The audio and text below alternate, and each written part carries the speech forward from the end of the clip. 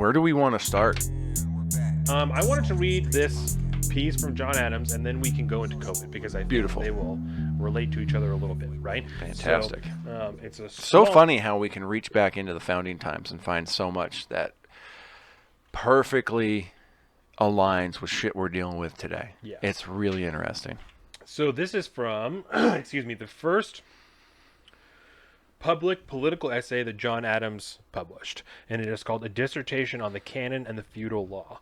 And this is from the John Adams book by David McCullough. Yes, that is what this is from, and so this is a piece from that piece. So I will start here.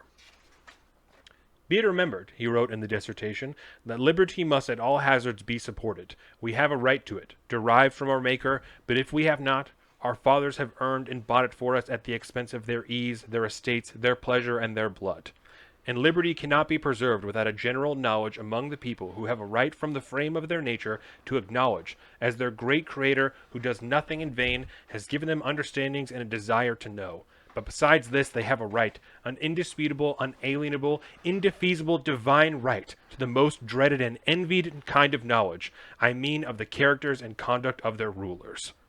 At this point, John Adams is calling for the people reading for independence of thought. I am begging you to think independently. I am begging you to educate yourself. That is what he's asking, right? That meant a lot. Meant a lot more back then than it does today. Yes. You know, it's easier for somebody to say that now because it's so much easier to educate yourself. But back then, those are big words. Real big words. Yes. Continuing here, government is a plain, simple, intelligent thing, founded in nature and reason, quite comprehensible by common sense. The true source of our suffering has been our timidity. We have been afraid to think. Let us dare to read, think, speak, and write. Let it be known that British liberties are not the grants of princes or parliaments, that many of our rights are inherent and essential, agreed on as maxims and established as preliminaries even before Parliament existed. Let us read and recollect and impress upon our souls the views and the ends of our more immediate forefathers in exchanging their native country for a dreary, inhospitable wilderness. Recollect their amazing fortitude, their bitter sufferings, the hunger, the nakedness, the cold which they patiently endured, the severe labors of clearing their grounds, building their houses, raising their provisions amidst dangers from the wild beasts and savage men before they had time or money or materials for commerce. Recollect the civil and religious principles and hopes and expectations which constantly supported and carried them through all hardships with patience and resignation.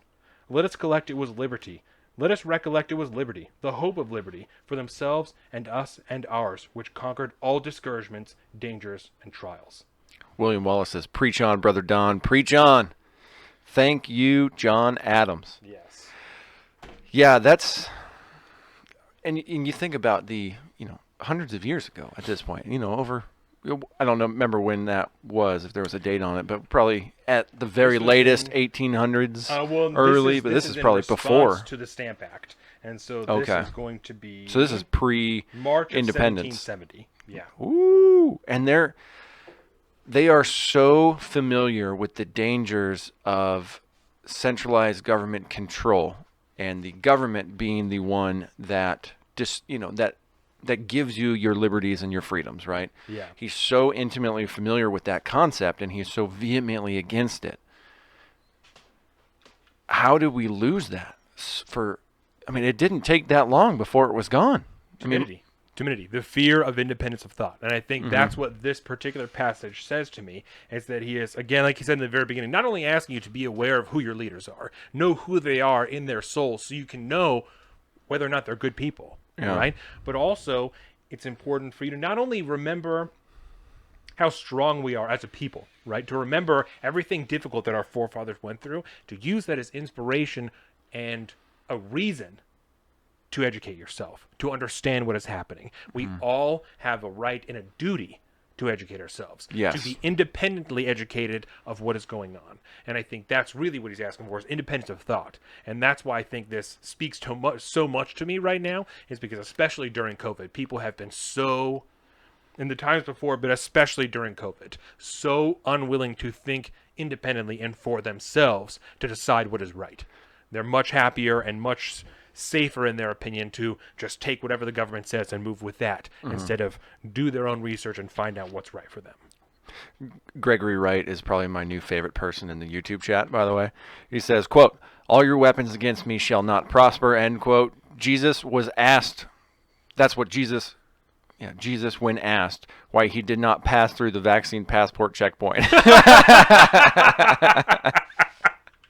Huge fan. Oh Who my is this God, guy? that Do you is know so this great. person? Yeah, I mean, hard maybe. I'm going to have to check my brain It's again. a hard maybe. That's Oh okay. my We're happy God. to have you. Thank you for joining us either So way. great. Yeah, so that's just something I wanted to share with everybody. Obviously, it hit very close to home. Yeah. So something I've been appreciating. Welcome to the salt of the streets, coming at you every week with this food for thought. Hope you ready.